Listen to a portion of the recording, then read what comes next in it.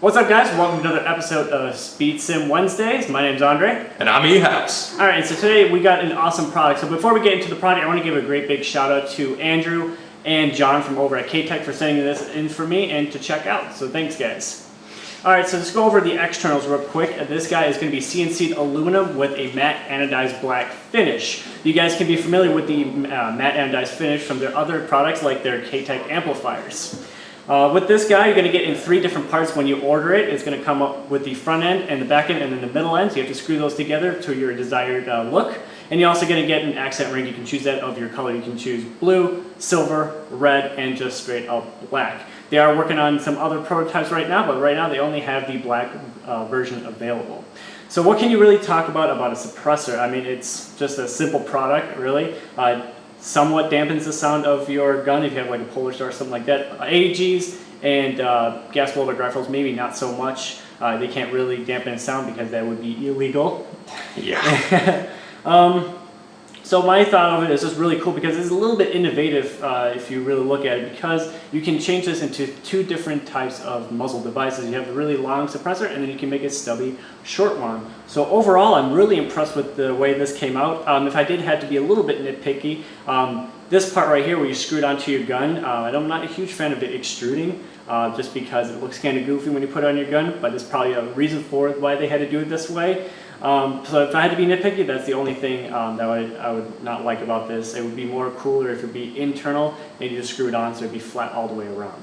What are your thoughts? Well, actually, I think that can work because the biggest thing with this is it would give you more clearance in case you had some kind of gas system, like a gas block, okay, or maybe an under barrel kind of setup. So, you know, it can give you more clearance. That's something to consider though, because I know some of the QD suppressors, for example, this would fit great on a Crytac. It would recess well into the front barricade braces that often give people a lot of trouble with fitment. Yep. So that can be a pro or a con, definitely. But K-Tech, if you're listening, might be a good opportunity because since this is modular, you could offer a different version just by changing this particular area of the suppressor. So, well, mock suppressor. So this would allow you to offer 2 different versions that fit 2 different ways. So there's a thought.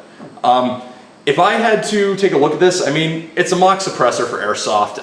Like he said, it doesn't change the sound on an AEG or a gas blowback rifle. That's just because of the way they work. AEGs, most of their noise comes from the gearbox. Gas blowback rifles, I mean, those things make so much noise. You don't even know where they come from.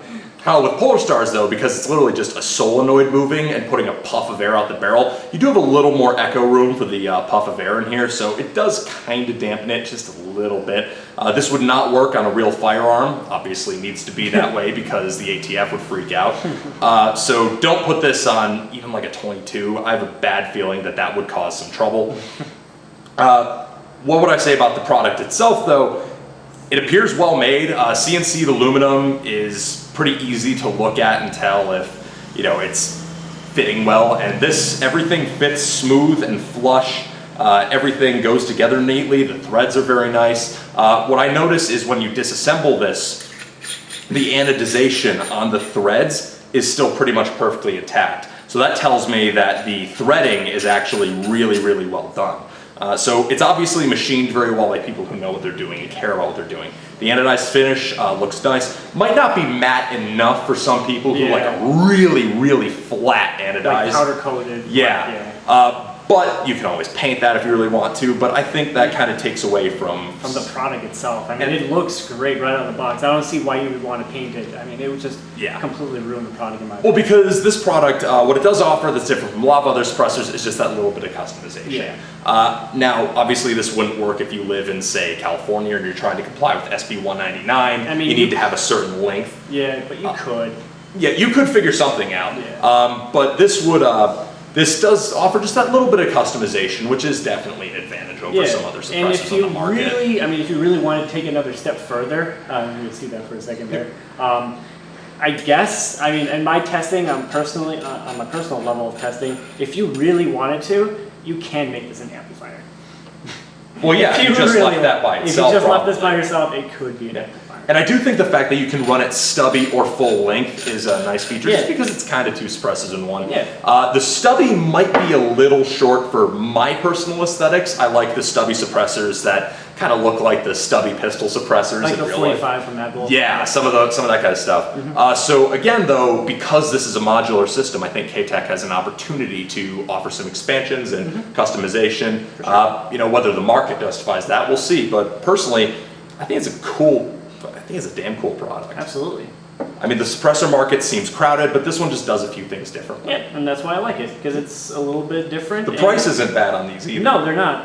From what I remember, I believe they are $39. And compared to others that don't do really anything, I mean, you're paying for the name for other products too. yeah, because you're paying the licensing. Exactly. So if you don't care about licensing, you just want something you can customize a little more, then this is definitely a strong option. Absolutely. So we're gonna roll over to some B-roll about, I know a lot of people are asking me personally about what it sounds like on a Polar Star, an AEG, and as well as a gas blowback rifle. So we're gonna cut over to that real quick, and so you can see the different tones on the different sizing. So you get the small one and the full length one in the B-roll. So check that out.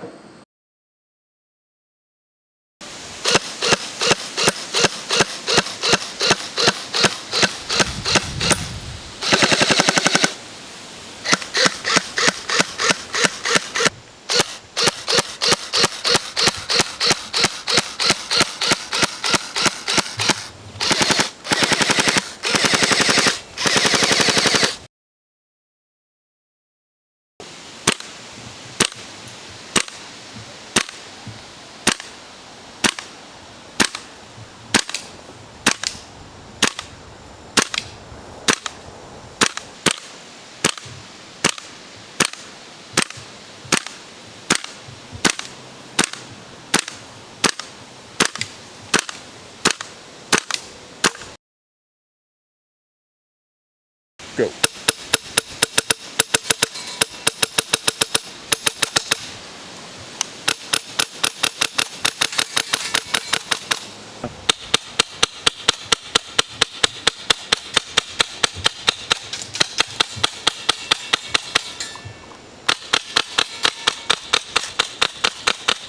Alright guys, welcome back. I hope you enjoyed that B-roll for whatever system you're using.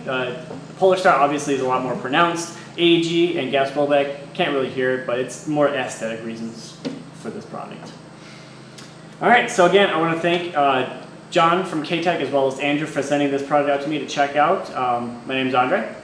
And I'm E-House. And thanks for watching guys. Catch you in the next one. Peace.